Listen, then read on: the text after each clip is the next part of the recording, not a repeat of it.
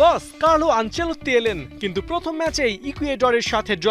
সাথে সাথেই ওঠে প্রশ্ন, নেক্সট অ্যাসাইনমেন্টে ব্রাজিল প্যারাগুয়ের সাথে পারবে তো? প্রশ্ন হোক কিংবা শঙ্কা, বুধবার সাও পাওলোয় তা এক নিমিষেই উড়িয়ে দিয়েছিলেন ভিনিসিউস আর কুনহা। ৪৪ মিনিটে কুনহার ক্রস থেকে ভিনিসিউসের সেই ফিনিশিং এখনও ফ্যানদের চোখে লেগে আছে। দুদিন হলো দলকে জিতিয়ে বিশ্বকাপে ওঠানোর পর সবাই যার যার গন্তব্যে ফিরলেও ভিনিসিউস আর কুনহার পার্টি এখনো চলছে। বৃহস্পতিবার ইনস্টাগ্রামে এক ছবি পোস্ট করেছেন রোনালদিনহো, যেখানে তার এবং রোনালদো নাজারিওর সাথে ডিনারে দেখা গেছে এই জুটিকে। ব্রাজিলিয়ান দুই কিংবদন্তির সাথে বর্তমান প্রজন্মের দুই সেনসেশনের ছবি মুহূর্তেই ভাইরাল হয়ে যায়।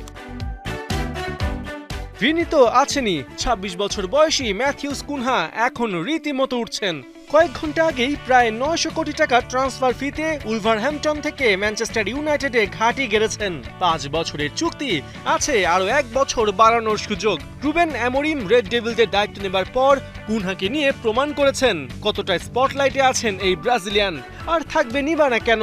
উলভসদের হয়ে ৯২ ম্যাচে করেছেন ৩৩ গোল, আছে ১৫ অ্যাসিস্ট, আর ন্যাশনাল টিমেও ছড়াচ্ছেন আলো।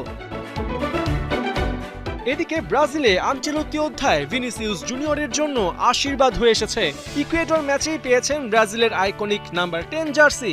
এতদিন যা ছিল রদ্রিগোর দখলে, তাই পেলে রিভালদো, কাকা, রোনালদিনহোদের উত্তরসূরি হবার গৌরবটা ডিনার টেবিলেই সেলিব্রেট করেছেন এই ব্রাজিল ফরওয়ার্ড।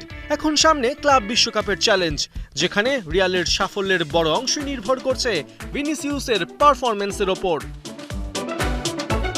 পার্থ বণিক, ৭১।